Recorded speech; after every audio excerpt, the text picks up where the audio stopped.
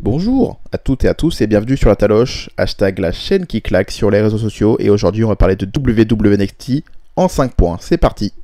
Premier point qui est un bon point, c'est la prière pour le titre dans l'opener qui a vu Dominik Dijakovic affronter Cameron Grimes qu'on n'a pas vu depuis un moment, ça fait plaisir de le revoir. C'était un affrontement très très bon, très impactant, on a eu des coups qui ont claqué, qui ont bien claqué. Moi j'aime bien quand ça claque, même si apparemment Tristan Archer n'aime pas trop, mais moi j'aime bien quand ça claque. Et du coup, c'est une confrontation entre un géant et un cowboy qui était très très intéressante. On a eu une intervention de Damian Priest vers la fin du match, tout simplement pour taper Dominik Dijakovic avec comment pourrais-je dire ça, une canne, peut-être, dans le genou. Et du coup, Cameron Grimes en a profité juste ensuite pour reporter sa finish et remporter le match. Bravo à lui pour cette victoire. Ça fait plaisir de voir gagner contre des catcheurs aussi importants dans le roster actuellement. Et du coup, voilà, Damian Priest vient se mêler à la fête autour du titre nord-américain, comme je l'avais espéré.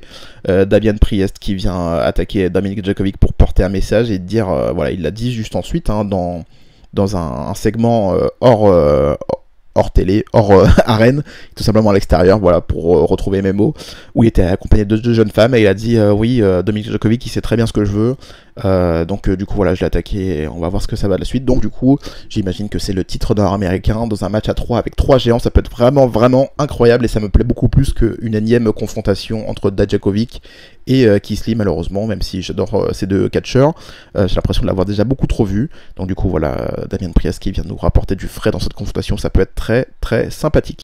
Deuxième point qui est un bon point, c'est le Prince qui va conquérir NXT UK dans une très très bonne promo. Finn Balor est venu sur le ring pour dire qu'il avait tout simplement tout fait à la WWE et même dans le monde du catch.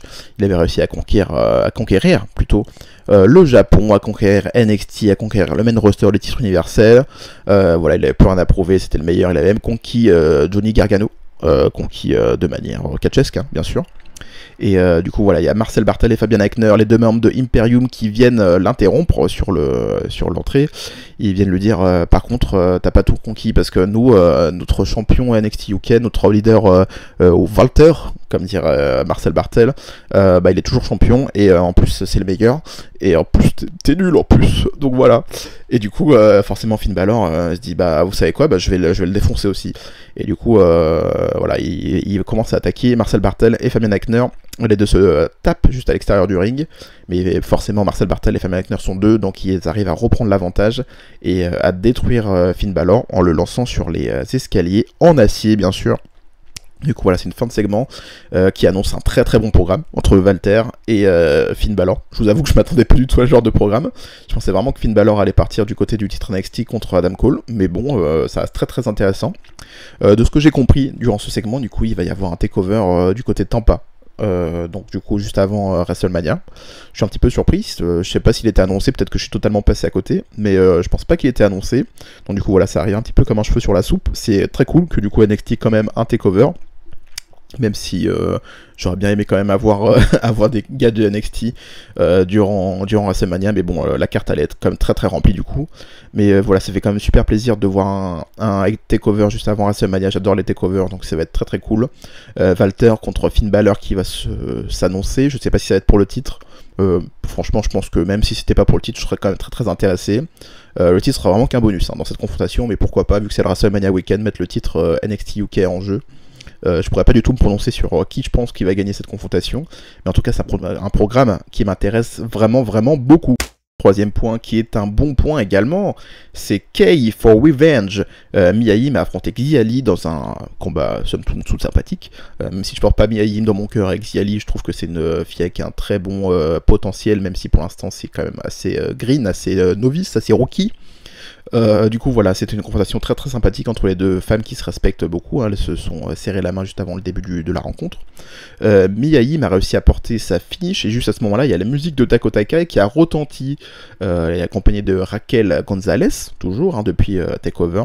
Et du coup, elle vient un petit peu trash talk sur Mia Yim en rappelant des faits qui m'ont très surpris et que j'étais très content de revoir ici. C'est tout simplement que Mia Yim a pris la place de Dakota Kai, enfin en tout cas à l'origine, elle a pris la place de Dakota Kai dans le NXT War Games. Donc du coup, voilà, Dakota Kai vient confronter Mia Yim et elle lui dit vu que tu as pris mon spotlight durant NXT War Games, enfin en tout cas que tu as essayé, et ben maintenant je vais prendre le tien. Et du coup, il y a Raquel Gonzalez qui vient sur le ring et qui vient de défoncer les deux meufs, donc Xiali qui est détruite très rapidement et Mia Yim qui est totalement détruite avec un très bon, je sais pas si on pourrait dire un choke slam ou une sorte de spinebuster, je sais pas trop quel est le nom de cette prise, mais vous voyez un petit peu la définition, c'est juste qu'elle a fait une sorte de choke slam, mais en mettant la jambe de Mia Yim sur son épaule. Donc voilà, peut-être que c'est un bombe, choke slam bombe, je sais pas. Donnez un nom, tiens, un commentaire à cette prise, si jamais vous êtes chaud. Quatrième point qui est un bon point encore, c'est Gargano for Revenge 2. Voilà, donc Gargano qui a fait un heel turn du côté de TakeOver en tapant Tommaso Ciampa, son ancien meilleur ami et meilleur ennemi, avec la ceinture d'Adam Cole, qui a fait du coup perdre le match à Tommaso Ciampa et du coup il n'a pas remporté son titre Goldie. Cette semaine, on avait du coup Tommaso Ciampa contre Austin Theory, dû au fait qu'ils se sont passés la semaine dernière. Hein. Austin Theory était venu pour un match et Ciampa n'était pas trop chaud pour un match, et du coup il a totalement défoncé Austin Theory pour le mettre KO, et du coup cette semaine on a eu une confrontation entre les deux.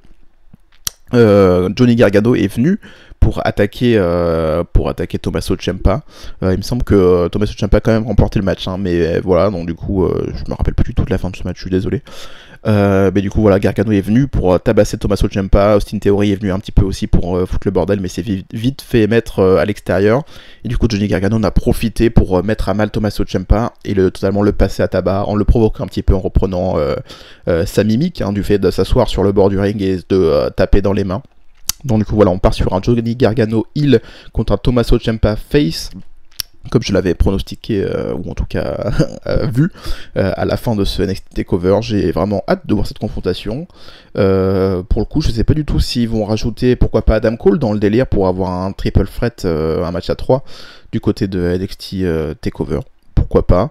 Est-ce qu'on va avoir la finalité de cet affrontement entre Johnny Gargano et Tommaso Ciampa au NXT TakeOver de WrestleMania, au NXT TakeOver Tampa, comme on aurait dû l'avoir d'ailleurs l'année dernière.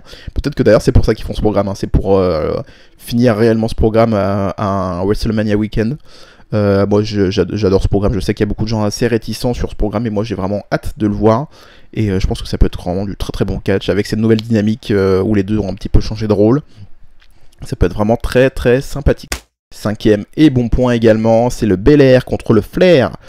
C'est un très bon match entre les deux catcheuses, Bianca Belair et Charlotte Flair. Je vous rappelle pas les confrontations qu'il y a eu ces dernières semaines, mais Charlotte Flair qui est la challengeuse numéro 1 pour le titre NXT Women's de Rhea Ripley. Bianca Belair qui était un petit peu là aussi, hein, pour le titre NXT à TakeOver.